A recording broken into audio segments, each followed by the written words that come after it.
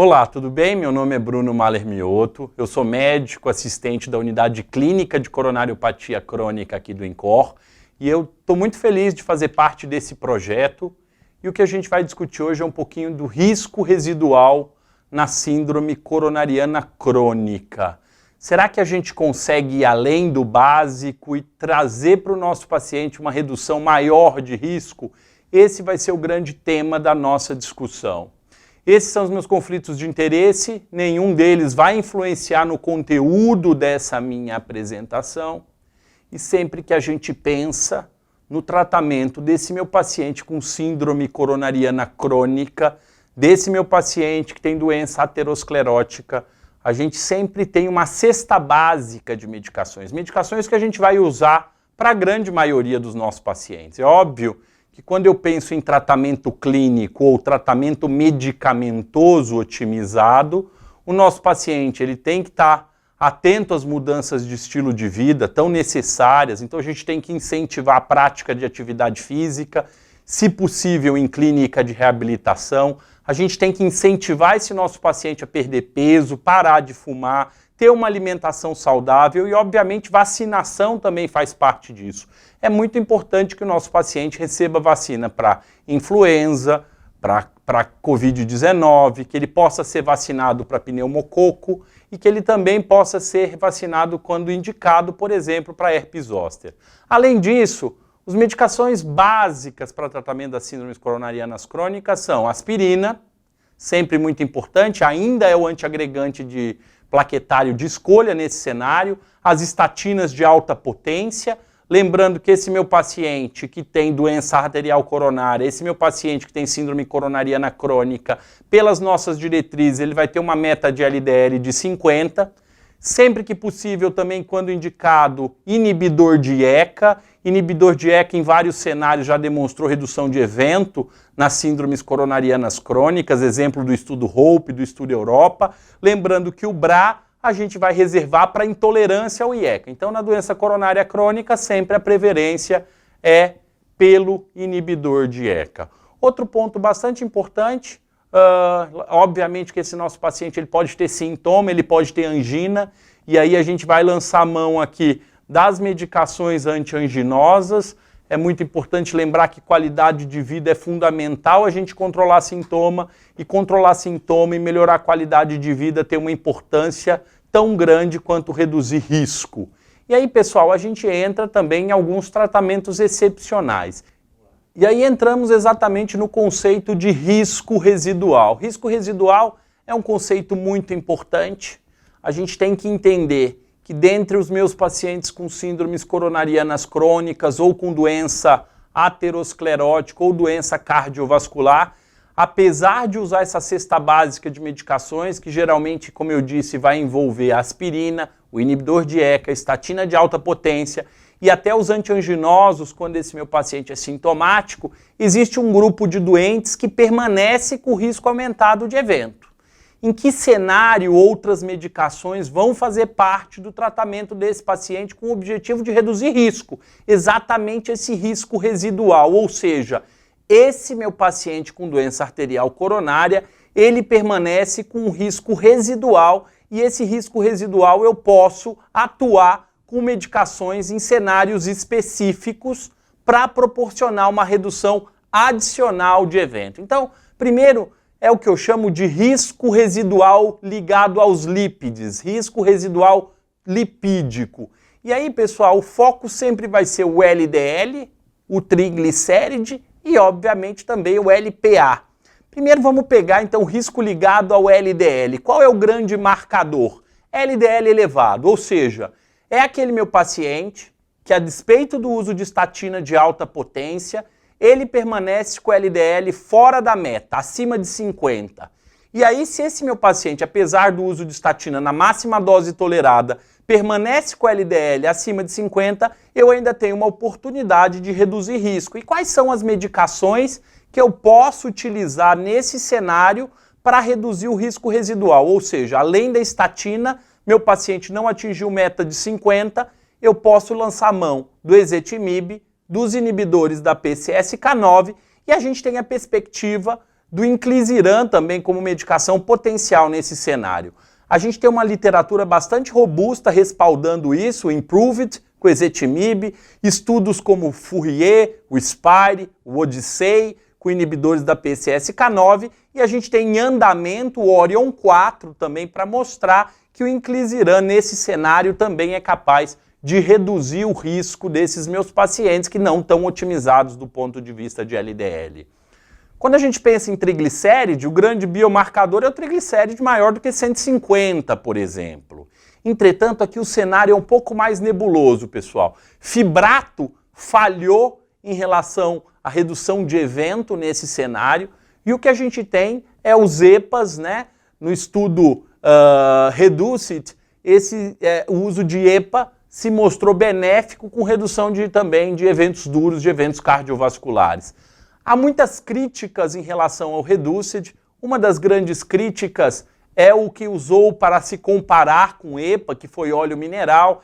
Então, outros estudos não conseguiram mostrar o mesmo resultado do Reduce-It, e a gente não sabe se é realmente o EPA que reduz evento cardiovascular nesse perfil de paciente com triglicéride maior ou igual a 150, ou se é o óleo mineral que foi o comparador, que foi o placebo que fez mal. Portanto, essa é uma evidência que a gente ainda precisa de novos estudos e de novas comprovações.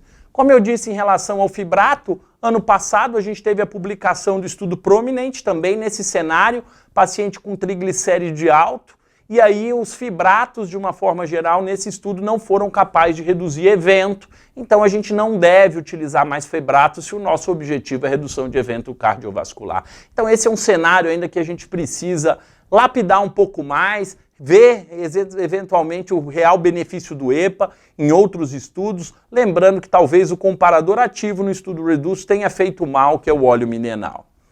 Risco ligado ao LPA, o grande biomarcador, mais uma vez, é o LPA, maior ou igual a 50 mg por decilitro. A gente não tem nenhuma medicação ainda, sabidamente, que pode agir nesse cenário. A grande perspectiva e a grande aposta é o Pelacarsen. O Pelacarsen está em teste num grande estudo chamado Horizon. Então a gente aguarda o estudo Horizon e o efeito do Pelacarsen na redução do LPA, e ver se essa redução é capaz de reduzir evento cardiovascular nesse meu paciente que tem um LPA alto a despeito das outras estratégias de tratamento. Algo muito mais consagrado e com uma literatura bastante ampla é o risco ligado ao diabetes, né? Os grandes biomarcadores é a hemoglobina glicada e a glicemia, e aí nesse cenário a gente já tem diretriz muito específica e resultados bastante contundentes. Ou seja, meu paciente com diabetes e doença cardiovascular, ele deve utilizar um inibidor da SGLT2 e ou um análogo de receptor de GLP-1.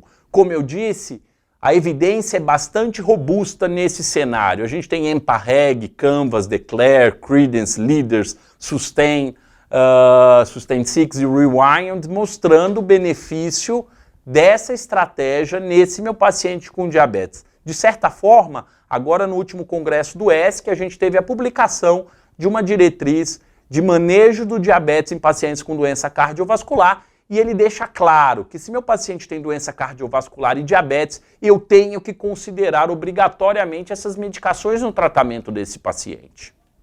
Outro cenário é o risco inflamatório residual. O grande biomarcador é a PCR ultrassensível, que persiste maior ou igual a 2. A grande prova de conceito relacionado a isso e da minha capacidade de reduzir o risco adicionalmente, de reduzir esse risco residual, foi com o estudo Cantus. O estudo Cantus foi um estudo de prova de conceito. Eu utilizei uma medicação, um bloqueador de IL-6, e mostrei que quando eu tratava esses pacientes que permaneciam com PCR alto, eu era capaz de reduzir infarto. Essa não foi a droga definitiva, e hoje o que a gente tem mais perto de tratar esse risco residual inflamatório é a colchicina. A colchicina foi testada no estudo Ludoco 2. Nesse estudo não tinha dosagem de PCR, mas acreditamos que talvez o maior benefício seja para aqueles pacientes mais inflamados de fato, e o que se mostrou no Ludoco 2 é que a colchicina é capaz de reduzir eventos recorrentes, ou seja, na diretriz, de uma forma geral, isso já aparece como grau de recomendação 2B, né? E ele mostrou de uma forma bastante contundente, isso já na diretriz americana do AHA, agora de 2023, sobre síndrome coronariana crônica, se o meu objetivo é reduzir evento recorrente, eu posso considerar a colchicina no tratamento do meu paciente na dose de 0,5 miligrama por dia. Lembrando que esse é um cenário que a gente ainda precisa estudar mais. Eu acho que um perfil de paciente bastante interessante da gente estudar, inclusive a colchicina, é esse perfil de paciente que permanece com risco inflamatório residual, um PCR ultrassensível acima de 2. Obviamente que a gente também tem a perspectiva de novas drogas que estão sendo testadas, inclusive que também vão atuar bloqueando o IL-6. Então isso é bastante interessante da gente esperar os próximos resultados, mas eu já posso utilizar a colchicina se o meu objetivo é de reduzir eventos recorrentes. Um outro risco residual que a gente pode ter que atuar é o risco residual trombótico. Infelizmente, a gente não tem um biomarcador para o risco trombótico residual.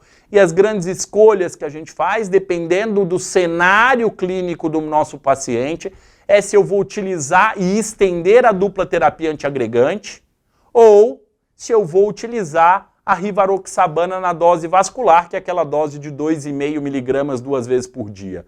Vamos a alguns exemplos? Por exemplo, eu fiz uma angioplastia do meu paciente no contexto de infarto, e aí eu posso aplicar o DAPT Score Risk Calculator, que é uma calculadora, a gente tem ela para celular, e aí depois do tempo padrão de antiagregação plaquetária, se eu aplico esse DAPT Score e esse paciente pontua pelo menos 2, eu posso estender a dupla antiagregação plaquetária, por exemplo, por 30 meses.